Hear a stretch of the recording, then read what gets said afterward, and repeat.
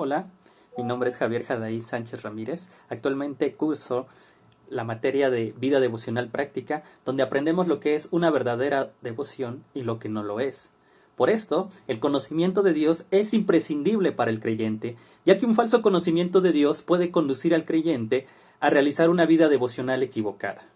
Pero acompáñame a ver el ejemplo supremo de una vida devocional. Me estoy refiriendo a la vida de nuestro Señor Jesucristo. Y la mejor forma de aprender acerca de la vida y ministerio de Jesús es en los Evangelios, pero especialmente nos vamos a enfocar en el Evangelio de Juan. Pero, ¿por qué debemos aprender de Jesús? Bueno, déjame darte dos razones. La primera es que Él tiene una identificación con la humanidad. Jesús es Dios encarnado. Juan 1:14 nos dice, el Verbo se hizo carne y habitó entre nosotros y vimos su gloria, gloria como el unigénito del Padre, lleno de gracia y de verdad. Entonces, su vida en la tierra permite a los cristianos identificarse con Él, quien experimentó la humanidad en su plenitud. Su ejemplo muestra cómo vivir una verdadera devoción en conexión con lo divino. Segunda razón, nos revela el carácter de Dios. La vida de Jesús revela el carácter amoroso, compasivo y misericordioso de Dios, lo que ayuda a los cristianos a comprender mejor la naturaleza de Dios y cómo debemos de relacionarnos con Él. Aún los discípulos no lo habían comprendido en su plenitud. Lo podemos leer en Juan capítulo 14, versículo 9, cuando Jesús le dijo, ¿tanto tiempo he estado con ustedes y todavía no me conoces, Felipe? El que me ha visto a mí ha visto al Padre. ¿Cómo dices tú, muéstranos al Padre? De hecho, Wayden Grudem nos dice en su libro de Doctrina Bíblica, por tanto, en la persona de Jesús tenemos una manifestación visible, única de Dios en el Nuevo Testamento, que aún no estaba disponible para los creyentes que vieron las teofanías en el Antiguo Testamento. Es correcto, por consiguiente, decir que aunque nunca podremos ver la esencia total de Dios, Dios nos muestra algo de sí mismo mediante las cosas visibles creadas y especialmente en la persona de Cristo. Sin embargo, primero debemos comprender que el hombre carnal no puede adorar en espíritu y en verdad, puesto que su naturaleza es pecaminosa. No puede comprender y entender las cosas de Dios. Por lo tanto, es imposible que pueda llevar a cabo una adoración genuina que se convierta en un verdadero devocional. La devoción del hombre natural se centra en satisfacer los deseos de la carne y su espíritu está muerto. Y necesita volver a nacer para comprender los caminos de Dios. Te estarás preguntando, ¿cómo puede el hombre entonces tener una devoción y una adoración a Dios? Posiblemente recuerdes el relato bíblico en Juan capítulo 4, que nos habla acerca de una conversación de Jesús tuvo con una samaritana junto al pozo de Jacob. Nuestro Señor refirió estas palabras, Juan capítulo 4, versículos 23 y 24. Pero la hora viene y la hora es cuando los verdaderos adoradores adorarán al Padre en espíritu y en verdad. Porque ciertamente a los tales el Padre busca que lo adoren. Dios es espíritu y los que lo adoran deben adorar en espíritu y en verdad. Entonces, vemos que la función del Espíritu Santo, hablando de la tercera persona de la Trinidad, es interceder entre Dios y el creyente con el fin de lograr una comunicación viva y eficaz. ¿Recuerdas la promesa que Jesús hizo antes de ascender a los cielos?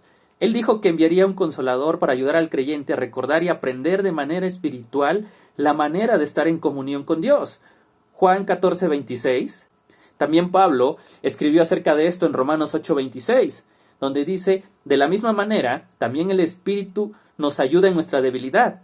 No sabemos orar como deberíamos, pero el Espíritu mismo intercede por nosotros con gemidos indecibles. Ahora que ya sabemos que podemos tener una comunión y una verdadera adoración con Dios, acompáñame a ver unos ejemplos de la vida devocional de nuestro Señor Jesucristo. Primeramente vamos a ver que Jesús es un ejemplo de oración. Primeramente podemos ver en Juan capítulo 17, los versículos 1 al 26, donde Jesús ora al Padre, dándole la gloria y pidiendo por sus discípulos. Vemos que la vida devocional de Jesús también se centraba en orar en las mañanas, Marcos 1:35.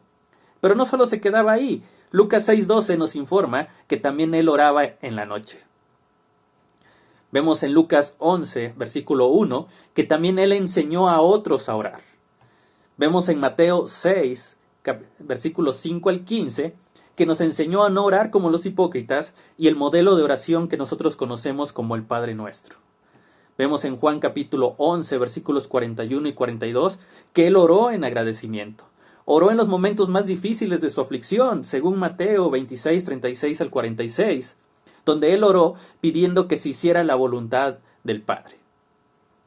MacArthur escribe en su libro A solas con Dios, y cito, la oración fue el aire espiritual que Jesús respiró cada día de su vida. Él practicó una comunión interminable entre él y el Padre. Él instó a sus discípulos a hacer lo mismo y les dijo, velad pues en todo tiempo, orando, que tengáis fuerzas para escapar de todas estas cosas que han de suceder.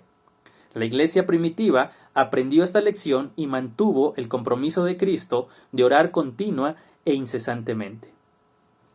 Así que, qué gran ejemplo de oración fue nuestro Señor Jesucristo.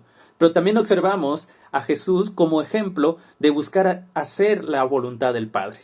Juan capítulo 5, 30 nos dice, yo no puedo hacer nada por iniciativa mía, como oigo juzgo, y mi juicio es justo porque no busco mi voluntad, sino la voluntad del que me envió. Juan 4:34 nos dice, Jesús le dijo, mi comida es hacer la voluntad del que me envió y llevar a cabo su obra. La vida de Jesús era hacer la voluntad del Padre. Vamos a ver que también el tiempo que pasó con los discípulos fue suficiente para enseñarles a hablar de manera piadosa. Jesús influyó sobre los discípulos.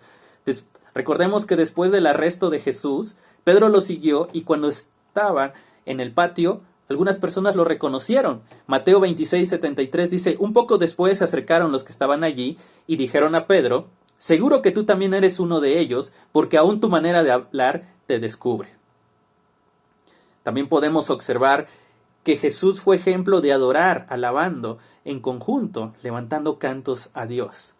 Y esto nos lo relata Mateo, capítulo 26, versículo 30, donde nos dice que al terminar la cena de la Pascua, y dice, y después de cantar un himno, salieron hacia el monte de los Olivos. Vemos también el ejemplo de nuestro Señor Jesucristo acerca de leer las Escrituras.